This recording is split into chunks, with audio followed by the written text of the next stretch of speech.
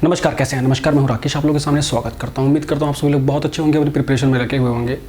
Junior super TET SST के एक important topic है ये भारतीय अर्थव्यवस्था एवं उसकी चुनौतियां। ये टॉपिक जीएस में भी है, ये टॉपिक जीआईसी के जीएस में भी है, ये टॉपिक डीएसएसबी टीजीटी एसएसटी में भी बहुत ही इंपॉर्टेंट है। पेपर में हर बार क्वेश्चन आया है, तो बहुत ही इंपॉर्टेंट है। अब मैं जितने लेक्चर आप लोगों को कराऊंगा, मैं आप लोगों को सिलेबस कि जो टॉपिक दिए हैं उसके अनुसार ही चीज़ों को लेकर कराऊंगा। मिस बिल्कुल मत करिएगा और अंत तक जरूर देखिएगा अगर आप देख रहे हैं तो। आज का टॉपिक है हमारा भारतीय अर्थव्यवस्था एवं उसकी चुनौतियां। एक क्लास में नहीं हो पाएगा, इसकी शुरुआत कर रहा हूं और ये बताऊं ईजीएस्ट टॉपिक है जहां से आपके क्वेश्चन एकदम सही हो सकते हैं, हमेशा सही होंगे। यहां से टॉपिक आपका क्वेश्चन गलत नहीं होना चाहिए, ठीक है। चलिए इसमें टाइम वेस्ट नहीं करते हैं, सीधे सीधे बात करते हैं भारतीय अर्थव्यवस्था की।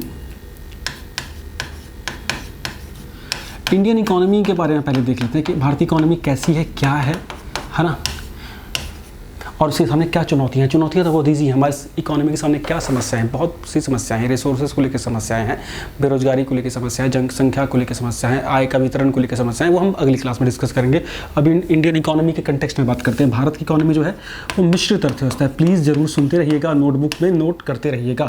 मिश्रित अर्थव्यवस्था है, इंग्लिश में बोले तो मिक्स्ड इकोनॉमी है। क्वेश्चन 1000 बार पूछा गया, भारत की अर्थव्यवस्था है कैसी? Mixed economy. मिक्स मतलब क्या? भारत की अर्थव्यवस्था दो अलग अलग प्रकार की अर्थव्यवस्थाओं का एक मिश्रण सा है, ठीक है। आप कहेंगे कौन सी अर्थव्यवस्थाएं? मैं बताता हूँ। वो अर्थव्यवस्थाएं सिंपल सी हैं। एक तो पूंजीवादी अर्थव्यवस्था, एक समाजवादी अर्थव्यवस्था। अब आप कहेंगे ये क्या होती है? बहुत से लोगों को पता होगा, जिनको नहीं पता है मैं बता देता हूँ। पूंजीवादी, जिसे आप लोग बोलते हैं कैपिटलिस्ट, और एक है समाजवादी, प्योर समाजवादी, सोशलिस्ट। ये दो, और भारत का इन दोनों का मिश्रण है, दोनों चीज़ें दिखती हैं। पूंजीवादी व्यवस्था साधारण भाषा में बिल्कुल बेसिक लैंग्वेज है, मतलब जिसमें जो सरकार होती है जो किसी देश की, वो सिर्फ नियम निर्धारण करती है, नियमन और कानून बनाती है, और जो सारे अर्थव्यवस्था के सारे जो कार्य होते हैं वो ज़्यादातर निजी स्वामित्व के अंतर्गत होते हैं। ज़्यादातर अर्थव्यवस्था पे निजी स्वामित्व का महत्व ज़्यादा होता है। निजी स्वामित्व मतलब प्राइवेट सेक्टर, प्राइवेट बॉडीज़ होती हैं, उनका इन्फ्लुएंस ज़्यादा होता है। निजी स्वामित्व किसको बोला जाता है? वह संस्था या वह कंपनी या वह भी कोई भी इंस्टीट्यूशन जो किसी निजी संस्था या किसी निजी व्यक्ति की पूंजी हो, उसको निजी स्वामित्व वाली संस्थाएं कहा जाता है, ठीक है ना। तो ऐसी व्यवस्था जिसमें ज़्यादातर अर्थव्यवस्था का हिस्सा वो प्राइवेट प्लेयर्स के हाथ में होता है ना, उनको पूंजीवादी व्यवस्था बोला जाता है। इसका बेस्ट एग्जांपल क्या है? अमेरिका।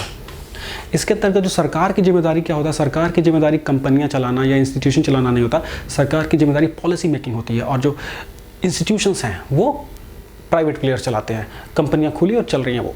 इसीलिए अगर आप देखेंगे तो यूएस की जो बहुत बड़ी बड़ी कंपनियां प्राइवेट सेक्टर की बहुत बड़ी हैं, और इनफैक्ट दुनिया के बहुत सारे देशों में काम करते हैं। मैकडोनल्ड से लेकर, कोक से लेकर, पेप्सी से लेकर अगर आप इसको देखेंगे तो कैपिटलिस्ट नेशन में देखेंगे जो प्राइवेट निजी स्वामित्व की कंपनियां बहुत बड़े स्तर पर होती हैं, ठीक। इसके जस्ट अपोजिट अगर आप आ जाए समाजवादी, इसमें जितनी भी इंस्टीट्यूशन होते हैं उसमें ज़्यादातर पे या लगभग सब पे सरकार के अधीनता होती है। सारा कुछ सरकार के अधीन है ना, मतलब इंस्टीट्यूशन से लेकर सब कुछ, मतलब नियमन भी सरकार का है, उसको चलाने की जिम्मेदारी भी सरकार के पास है, और सरकार ही उसको रन कर रही है। कारखाने हैं, चाहे कोई भी इंस्टीट्यूशन है, सब चीज़, मतलब अर्थव्यवस्था पे पूरी तरह से सरकार का अधिकार है, सरकार ही उसको रन कर रही है। यहाँ सब कुछ की सारी चीज़ों की जिम्मेदारी सरकार की ही है, ठीक है।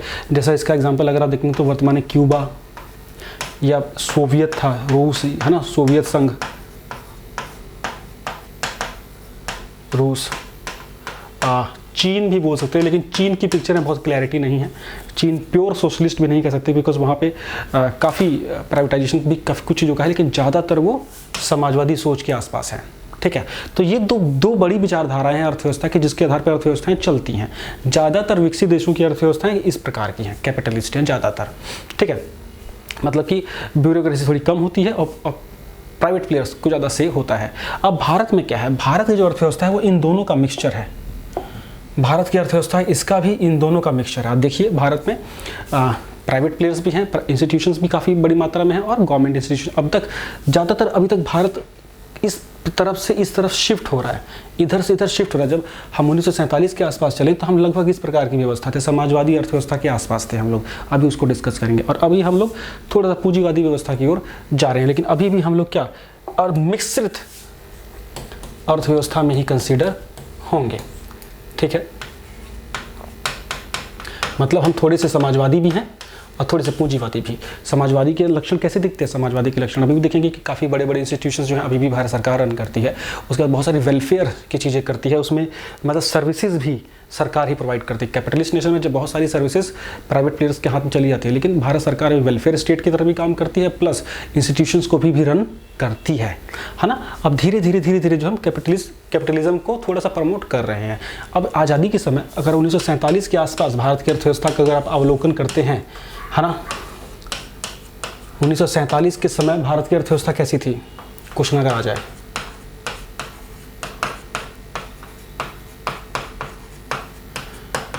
मतलब 2/3 से ज़्यादा, मतलब 75% से ज़्यादा जो भारत की अर्थव्यवस्था थी वो बिल्कुल कृषि कार्यों में जुड़ी थी।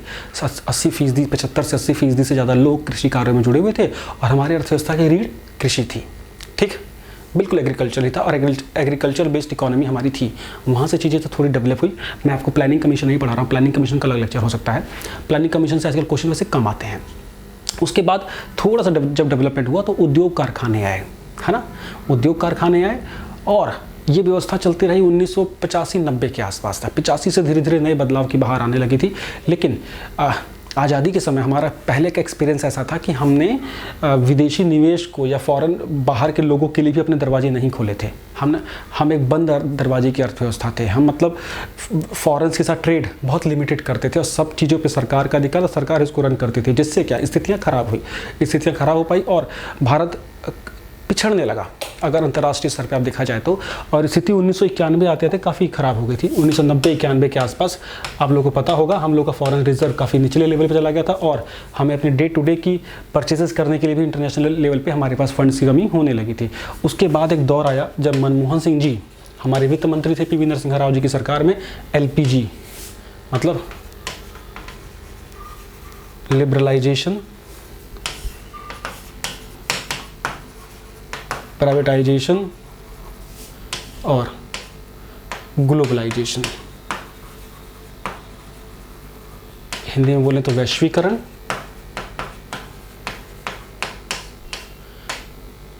निजीकरण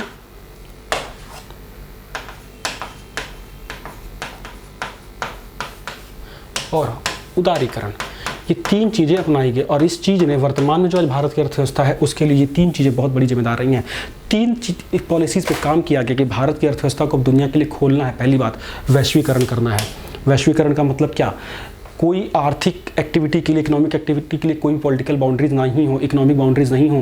किसी देशी कंपनी किसी देश में जाके कार्य करे, व्यापार करे। अब हम भी दूसरे देशों की कंपनियों के अपने दरवाजे खोल रहे हैं और हमारी कंपनियां दूसरी जगह जाके काम करे। इसीलिए तो आप आज देखेंगे कितना बड़ा बदलाव आया।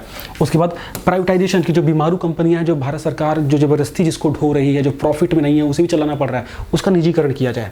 तो धीरे धीरे पहला स्टेप था जहाँ हम लोगों ने समाजवादी व्यवस्था से पूंजीवादी व्यवस्था की ओर बढ़ने लगे, है ना। और उदारीकरण मतलब इंस्पेक्टर राज खत्म हो, लाल फीताशाही खत्म हो, बिजनेस के लिए अच्छा माहौल बनाया जाए, व्यापार के लिए अच्छा माहौल बनाया जाए। अभी पहले आज 20 साल पहले अगर किसी को कंपनी खोलनी होती तो सोच के आदमी डर जाएगी, कैसे कंपनी खोलेंगे, इतने नियम कानून, जटिलताएं, समस्याएं, इंस्पेक्टर राज, घूस, भ्रष्टाचार। अभी क्या हो गया, एक क्लिक पे कंपनियां खुल जा सकती हैं। सिंगापुर क्यों इतना ऊपर है? बिकॉज सिंगापुर में अगर आपको बिजनेस सेटअप करना तो एक दिन में आप अपनी कंपनी खोल सकते हैं। तो भारत ने भी काफ़ी अच्छा प्रदर्शन किया कुछ वर्षों में, 10-20 सालों में, और हम लोग ईज़ ऑफ डूइंग बिजनेस में भी हम लोग काफ़ी ऊपर आ गए हैं। और वास्तविक रूप से अब पहले की जो चीज़ें हैं वो गवर्नेंस काफ़ी इंप्रूव हुआ है इन सबको ध्यान में रखते हुए। तो आपको इस पे भी क्वेश्चन आता है कि लिबरलाइजेशन, प्राइवेटाइजेशन, ग्लोबलाइजेशन कब आया? 1990-91 के आसपास, जिसने कि नए भारत की वाकई में आधारशिला रखी थी। अब हम बात करते हैं मुद्दे के ऊपर, जहाँ से क्वेश्चन आता है। हमारी इकोनॉमी जो है, इंडियन इकोनॉमी, जब भारत की अर्थव्यवस्था है, एक बहुत फेमस क्वेश्चन आता है इंडियन इकोनॉमी के क्षेत्रक या सेक्टर्स। भारतीय अर्थव्यवस्था के बहुत सिंपल है, कहानी की तरह समझ लो। प्राथमिक क्षेत्रक, द्वितीयक क्षेत्रक और तृतीयक क्षेत्रक। ठीक है, इंग्लिश में बोलेंगे प्राइमरी सेक्टर, सेकेंडरी सेक्टर और टर्शियरी सेक्टर। भारत की अर्थव्यवस्था 3 अलग अलग सेक्टर्स में बटी हुई है पूरी अर्थव्यवस्था। सबसे पहले प्राइमरी सेक्टर। प्राइमरी सेक्टर क्या, आज़ादी के समय देखो यही एक ही सेक्टर ही था भैया, कृषि आधारित व्यवस्था, है ना। तो भारतीय अर्थव्यवस्था का वो क्षेत्र जिसमें कृषि संबंधी एक्टिविटी, है ना, इस अर्थव्यवस्था में वो एक्टिविटी जो कृषि कार्यों से जुड़ी हुई हैं डायरेक्टली इनडायरेक्टली, वो सारी एक्टिविटीज़ प्राइमरी सेक्टर में आती हैं। वो सारी एक्टिविटीज़ किस में आएंगी, प्राइमरी सेक्टर में आएंगे, है ना। तो भारत के अर्थव्यवस्था का प्राथमिक सेक्टर क्या है, प्राइमरी सेक्टर। जो डायरेक्टली इनडायरेक्टली एग्रीकल्चर वर्क से जुड़ा हुआ सेक्टर है वो प्राइमरी सेक्टर कंसीडर होता है। जैसे दूध उत्पादन, कृषि करना, है ना, उर्वरक संबंधी कार्य, या आपने कोई डेयरी लगा ली है, आपने मधुमक्खी पालन किया, आपने रेशम कीट पालन किया है, मत्स्य पालन ये सारी एक्टिविटी किस में, प्राइमरी सेक्टर में आती हैं। किस में आती हैं, प्राइमरी सेक्टर में। जब भारत आज़ाद हुआ तो जीडीपी में सबसे ज़्यादा योगदान इसी का होता था, ठीक है। द्वितीय sector, secondary sector. Secondary sector में क्या आता है, सेकेंडरी सेक्टर या द्वितीय सेक्टर में आता है उद्योग धंधे। वो सारे क्षेत्र जिसमें कच्चे माल से नई चीज का निर्माण हो, है ना, विनिर्माण बोलते हैं उसको ना, विनिर्माण। वो सारी इंडस्ट्रीज जहां विनिर्माण होता है, विनिर्माण का मतलब कच्चे माल से न्यू प्रोडक्ट बनाना, ठीक है, विनिर्माण उद्योग। तो द्वितीय सेक्टर में सारा विनिर्माण उद्योग, इसमें कि कल कारखाने, इंडस्ट्रीज, फैक्ट्रीज, है ना, जहां वस्तुओं का निर्माण हो रहा है, वो सारा किस में आता है बच्चे, सेकेंडरी। फैक्ट्री, है ना, माचिस बनाने की फैक्ट्री है, गाटर टी आयरन की, बड़े बड़े स्टील की फैक्ट्री हैं, वो सब क्या है, सेकेंडरी सेक्टर में। जहां भी किसी चीज का निर्माण हो रहा है, नई चीज का निर्माण हो रहा है रॉ मटेरियल से, वो सारा आता है आपका सेकेंडरी सेक्टर में। दूसरे नंबर, आज़ादी के समय दूसरे नंबर पर यह व्यवस्था थी। तीसरे नंबर पे अब नया सेक्टर डेवलप हुआ है लगभग 1990 के ही बाद, जब उदारीकरण हुआ, और वो सेक्टर है बच्चे तृतीय सेक्टर बोलते हैं, क्योंकि तीसरे नंबर पे है, और टर्शरी बोलते हैं इंग्लिश में इसको, टर्शियरी सेक्टर। इसमें सारी सेवा क्षेत्र जुड़ी हुई है, मतलब सर्विस सेक्टर भी बोलते हैं इसको। वो सारी इंडस्ट्रीज या सारी अर्थव्यवस्था की वो सारी एक्टिविटीज जो सेवा प्रदान करती हैं, जो सेवा प्रदान करती हैं, वो सारी हमारी टर्शरी सेक्टर या तृतीय क्षेत्र कहलाती हैं। और एट प्रेजेंट हमारी जीडीपी में सबसे ज़्यादा योगदान इसका है। जितनी आईटी कंपनी है टर्शरी, मतलब हर वो एक्टिविटी जिसमें कि सर्विस आप पैसे पे कर रहे हैं, आपके आपको सर्विस मिल रही है, स्विगी, जोमेटो, ओला, उबर, जो भी सर्विसेज आपकी बार्बर की शॉप या वकील की फीस, है ना, वकील की एक्टिविटी, सब कुछ ये टर्शरी में आता है। मतलब जो भी आप चीज़ें सर्विसेज यूज़ कर रहे हैं, आपने किसी से सर्विस ली, उसके बदले में उसको पैसा दिया, होटल में खाना खाने गए, ये टर्शरी सेक्टर की इकोनॉमी है वो, ठीक है ना। आप कुछ भी सोचिए, ज़्यादातर आज की डेट में हमारी देश की जीडीपी में सबसे बड़ा योगदान इस सेक्टर का है। जितनी आईटी इंडस्ट्रीज हैं, सॉफ्टवेयर मेकिंग कंपनीज हैं, उसके बाद जो भी आप सर्विसेज, देखिए सबसे बड़ा सेक्टर यही है एजुकेशन के लिए। आप कोचिंग क्लासेस में जा रहे हैं, पैसा दे रहे हैं, आपको कोचिंग क्लासेस मिली, सर्विस सेक्टर है। पहले इसीलिए सर्विस टैक्स लगता था ना, जब जीएसटी आने से पहले सर्विस टैक्स अलग होता था। हर वो कार्य जिसमें सर्विस हो, हॉस्पिटल्स इंडस्ट्री हो गई, या ट्रांसपोर्टेशन हो गया, ट्रक मालवाहक हो गया, सब कुछ इस सर्विस सेक्टर में काउंट होगा। डॉक्टर की फीस हो गई, वकील की फीस हो गई, सब कुछ इस सर्विस सेक्टर में काउंट होता है। पेपर में कई बार क्वेश्चन आते हैं कि ये एक्टिविटी किस में काउंट होगी, है ना। जो वॉशर में, जो कपड़े धोने वाला जो है व्यक्ति और कपड़े आके धो भी दे रहा, सर्विस सेक्टर है। मत्स्य पालन है, प्राइमरी सेक्टर है ना। राउरकेला का स्टील प्लांट है, सेकेंडरी सेक्टर है। इसको एकदम आप लोगों को क्लियर कर लेना है, ठीक है। तो इंडियन इकोनॉमी का ये ओवरव्यू है। इसके आधार पे मैं आपको ये सब जीडीपी वगैरह कंसेप्ट नहीं बता रहा हूँ, आपको सिंपल इंडियन इकोनॉमी का ओवरव्यू बता रहा हूँ कि इंडियन इकोनॉमी के क्या क्या सेक्टर है, किस तरीके से चीज़ें किस प्रकार आपस में बटी हुई है।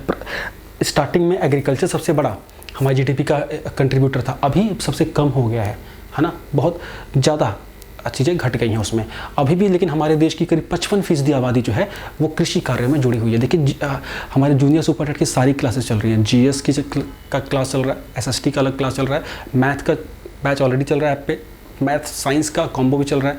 आप जो चाहें वो ले सकते हैं। 45 दिन में जम के प्रिपरेशन करिए और अपने जो अटैम्प्ट है उसको एक सार्थक अटैम्प्ट बनाइए। डीएसएसबी, टीजीटी, एसएसटी की भी क्लासेस चल रही हैं।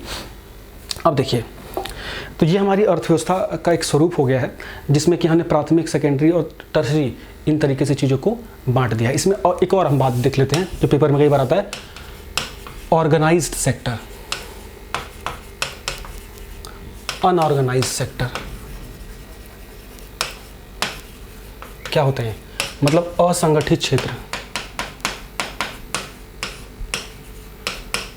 और संगठित क्षेत्र। भारतीय अर्थव्यवस्था में बड़ा स्वरूप है, पूछूंगा अभी। संगठित क्षेत्र वो होते हैं, वो एरिया जहाँ सब कुछ बिल्कुल इस्टेब्लिश्ड है, प्रॉपर लॉ एंड ऑर्डर के साथ, नियम कानून के साथ, जो बिल्कुल तरीके से चीज़ें चल रही हैं। जैसे नॉर्मली जो लोअर मिडिल क्लास में लोग बोलते हैं मेरी कंपनी में तो पीएफ भी कटता है, फंड भी, प्राइवेट लिमिटेड कंपनी है, मतलब वो क्या, वो एक्चुअली ऑर्गेनाइज सेक्टर की बात कर रहा है। तो जितने भी गवर्नमेंट इंस्टीट्यूशंस हैं, लॉ अबाइडिंग बॉडीज़ हैं, लॉ कानून के तहत जो कार्य कर रही हैं और कानून का नियम पालन करके वो अर्थव्यवस्था में कंट्रीब्यूट कर रही हैं, वो सारे इंस्टीट्यूशन क्या होते हैं, संगठित क्षेत्र कहलाते हैं। फिक्स टाइमिंग है, लेबर्स का भी ध्यान रखा जा रहा है, उसके हेल्थ का भी ध्यान रखा जा रहा है, उसकी सैलरी वेजेस का भी नियम कानून से ध्यान रखा जा रहा है, वो सारा संगठित क्षेत्र में आता है। सरकारी नौकरियों से लेके और जो बड़ी मल्टीनेशनल कंपनियां हैं, जो प्राइवेट लिमिटेड बड़ी कंपनियां हैं, उसमें। असंगठित क्षेत्र में क्या आता है, कुछ नहीं, कोई नियम कानून फॉलो नहीं है, कोई रूल रेगुलेशन फॉलो नहीं हो रहा है, घर में फैक्ट्री बना ली, चला रहे हैं, 4 लोग रख लिए। और दुर्भाग्य से हमारे देश की जो अर्थव्यवस्था है उसका बहुत बड़ा हिस्सा असंगठित क्षेत्र ही है। हमारे देश में असंगठित क्षेत्रों में ही सबसे ज़्यादा रोजगार भी है। आप खुद देख सकते हैं, गली मोहल्लों में फैक्ट्रियाँ चल रही हैं, जूतों के कारखाने चल रहे हैं, किसी कताई बुनाई के चल रहे हैं, कोई भी चीज़ का निर्माण हो रहा है, और इसमें सामाजिक असुरक्षा रहती है, एम्प्लॉय का कोई ध्यान नहीं है, कोई क्लैरिटी नहीं, टैक्सेशन को लेकर इश्यूज़ हैं, बहुत सारी समस्याएं, मतलब कोई रूल रेगुलेशन ज़्यादातर नहीं होती हैं, लेकिन रोजगार का बहुत बड़ा क्षेत्र होता है। ठीक है, तो इसको आप लोगों को ध्यान देना होगा। जितनी भी PSUs हैं, पब्लिक सेक्टर यूनिट्स हैं, वो सब इसी में आती हैं, है ना। अब पब्लिक सेक्टर यूनिट्स एक और बात आ गई, एक और होता है कि सार्वजनिक क्षेत्र की कंपनियां और निजी क्षेत्र की कंपनियां। सार्वजनिक क्षेत्र मतलब पब्लिक सेक्टर, वो कंपनियां जिसपे सरकार का नियंत्रण है, जो सरकार के नियंत्रण से जो भी इंस्टीट्यूशन चलते हैं उसको पब्लिक सेक्टर कंपनीज या सार्वजनिक क्षेत्र की इंस्टीट्यूशन कहा जाता है। और वो कंपनियां या वो इंस्टीट्यूशन, वो संस्थाएं जिसपे निजी स्वामित्व होता है, उसको निजी कंपनियां या निजी संस्था के नाम से उसको जाना जाएगा। जैसे टाटा कंपनी है, टाटा ग्रुप है, वो निजी संस्था है, निजी स्वामित्व वाली संस्था है ना। ONGC है, वो सार्वजनिक क्षेत्र की है, भारत पेट्रोलियम है, सार्वजनिक क्षेत्र की है। ठीक है, इस प्रकार से। तो ये पहला लेक्चर कैसा लगा आपको मुझे बताइएगा, छोटा सा है। अब इसमें मैं आगे और एक लेक्चर लेके आऊँगा जिसमें मैं गरीबी और बेरोजगारी आप लोगों से डिस्कस करूँगा। सेंसस के ऊपर भी हमारा एक लेक्चर आने वाला है। अब इसके बाद एक साइंस का भी लेक्चर आएगा, मैथ वाले सर का एक छोटा सा लेक्चर आने वाला है, वो जरूर देख लीजिएगा। और हिंदी और साइंस के लेक्चर भी रेडी हो रहे हैं। ठीक है, उम्मीद करता हूँ लेक्चर अच्छा लगा होगा। Thank you so much, bye bye.